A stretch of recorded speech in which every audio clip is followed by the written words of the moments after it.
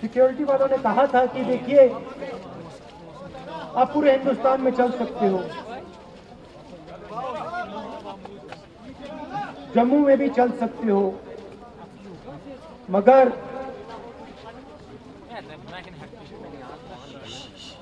आखिरी जो 4 दिन है कश्मीर में आपको गाड़ी से जाना चाहिए।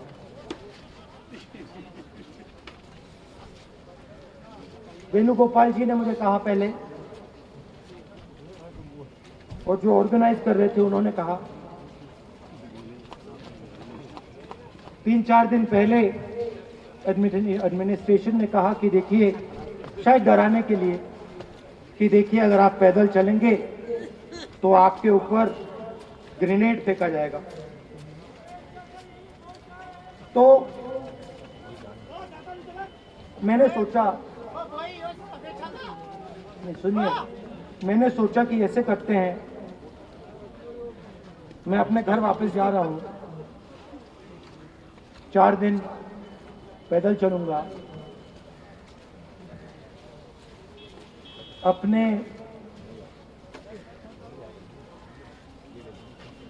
घर के जो लोग हैं उनके बीच में चलूंगा।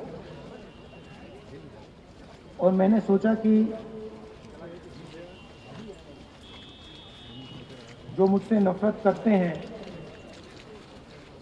उनको क्यों ना मैं एक मौका दूं कि मेरी सफेद शर्ट का रंग बदल दें, लाल कर दें।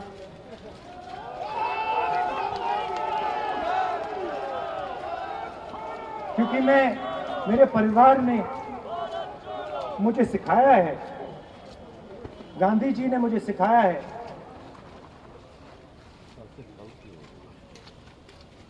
कि अगर जीना है तो डरे बिना जीना है, मैं तो जीना नहीं है। तो मैंने मौका दिया, मैंने कहा मैं 4 दिन चलूंगा, बदल दो टी शर्ट का रंग, लाल कर दो, देखी जाएगी। मगर जो मैंने सोचा था वही हुआ। जम्मू कश्मीर के लोगों ने मुझे हैंड ग्रेनेड नहीं दिया, अपने दिल खोलकर प्यार दिया, गले लगे।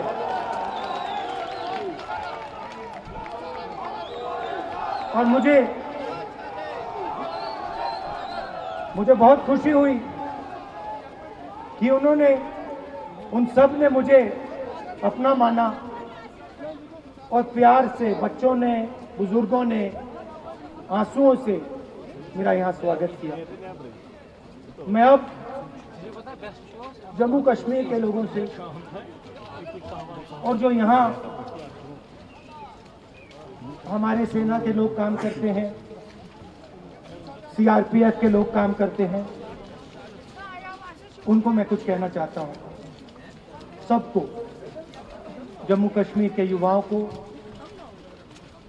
बच्चों को, माताओं को, सबको, सीआरपीएफ के, बीएसएफ के, आर्मी के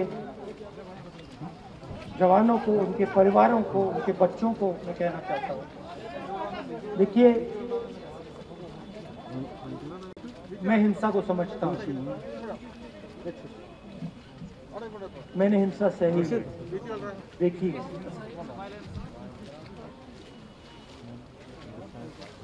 जो हिंसा नहीं सहता है, जिसने हिंसा नहीं देखी है, उसे ये बात समझ नहीं आएगी। जैसे मोदी जी हैं, अमित शाह जी हैं, आरएसएस के लोग हैं, उन्होंने हिंसा नहीं देखी।